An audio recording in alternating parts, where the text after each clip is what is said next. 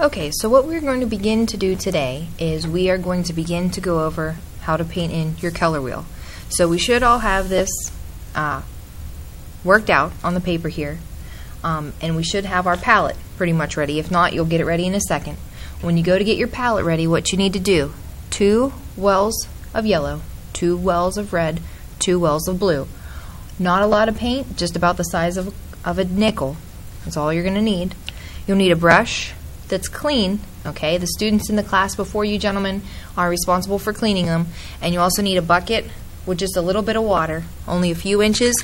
If your brush is not clean, just take the brush, clean it out in the bucket, take your paper towel, and just dab it off. You'll also need paper towel, okay? So just a quick review. Our primary colors, we have yellow, red, and blue. Our secondary colors are orange, violet, and green. And our tertiary colors are yellow-orange, red-orange, red-violet, blue-violet, blue-green, and yellow-green. Now, we've talked previously about the tinting powers of the colors also. Yellow has the lowest tinting power because it's the lightest.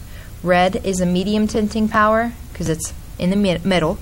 And blue is the darkest tinting power because it's the darkest. So whenever we're mixing the colors, we always start with yellow, sometimes start with red, but we never start with blue when we're mixing the colors. Let me show you what I mean. So to begin with, we'll paint yellow here.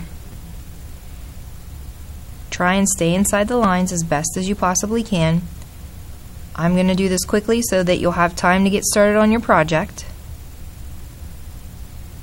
Okay. After I get the yellow painted in, I'm going to take some of the yellow out of the dipping well. I always save a little bit in there just in case I make a mistake. Cleaning my brush out, drying it off. Then I'm going to add just a small amount of red to that. I'm trying to get yellow-orange. Yellow-orange is about the color of like a mustardish kind of color. Once you think you have a good yellow-orange, paint it in the yellow-orange spot.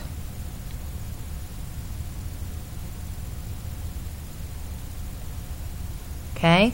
Now, you're going to take your yellow-orange, add a little bit more red to it to get your orange. Once you think you have a decent orange mixed up, paint it in the orange spot here. So you should be noticing as these colors go closer to the next primary color that they're getting more like that primary color. Like for instance, this is closer to yellow than it is to red.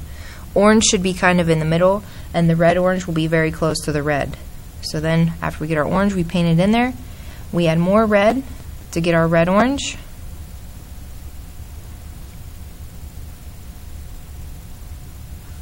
And then you'll paint it, well, not quite red-orange, so add some more. Paint your red-orange in the red-orange spot. Okay, rinse my brush out. And then right here is just red. So the reason that we have 2 sets of colors up here is because you don't want to get any blue mixed in with your oranges, because if you do, you'll get muddied colors, which are not what we're going for with the color wheel. Okay? Alright. We're going to jump back over here to the yellows with the green. Okay?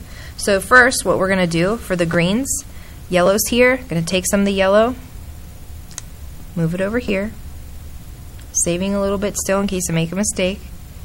Add just a little bit of blue and mix it together, trying to get a yellow-green.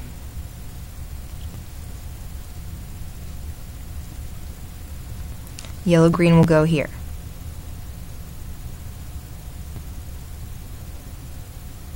Okay, I'm going to add a little bit more blue, trying to get a green. Now with these darker colors, as we're mixing them, they might look a little bit different on the screen up here with the projector, but they are green. It's not actually all black. I'll take it around and show it to you once we're finished. Green will go here. And then lastly, we'll have blue-green. So you add some more blue to that.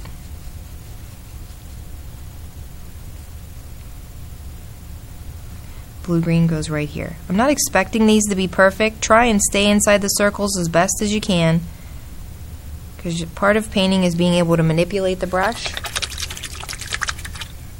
But all of painting isn't about being perfect.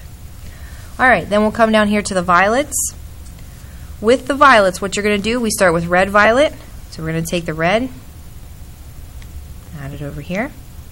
Oh, first I'm going to paint my blue in, because I don't want to contaminate it with any other colors. I want a true blue for the primary color.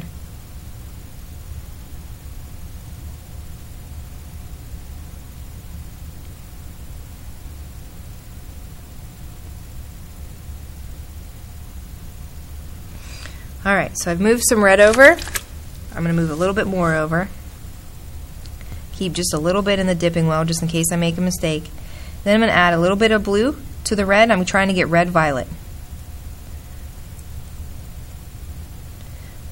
Okay, I'm going to paint my red-violet here. One thing, whenever you rinse your brush out, every time you rinse your brush out, you want to make sure that you dab it off with the paper towel. Because if you don't, it might not come out right. Your colors will be watered down, and it's not going to look right. There'll be too much white of the paper showing through. All right. Now I painted the red violet there, but when I'm looking at that, I'm actually looking at it thinking, well, that's actually more of a purple. So if you make a mistake, this is what you're going to want to do. I'm going to paint this here since it's more of a purple.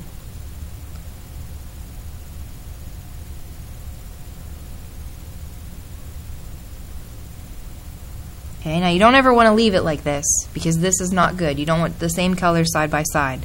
But the reason I always leave a little bit of that color in the other well here is in case you make a mistake. So I'm just going to take some of the violet and add some blue to it, trying to get a better red violet.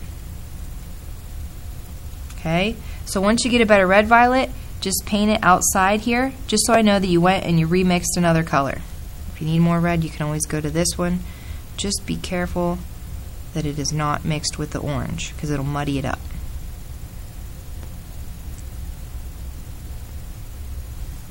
Or if you think it's still bad, you can paint it here. Okay? Now, for the blue violet, what you're going to do, take your violet, add more blue to it,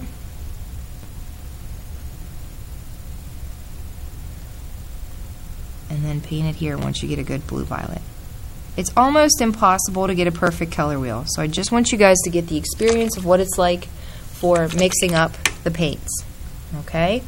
Once you're finished at this point, your color wheel needs to go back on the drying rack so it can dry and you can work on it tomorrow, or so you can put it in your portfolio once it's dry. The palette, when you take it to the sink, you want to use a sponge in the baskets and use a sponge to clean out each one of the dipping wells. Don't just sit there and let the water run over the paint, because if you do, it's going to take all class period for it to clean up. Okay? So use a sponge to clean out each one of the dipping wells, and also clean your brush off, dry it off with a paper towel, dry your palette off, then hand them in to Mrs. Warner. Your bucket, if there are big globs of paint inside your bucket, please clean it out also with a sponge, and then your buckets should be stacked how you see them over there. Okay? Set up like a pyramid.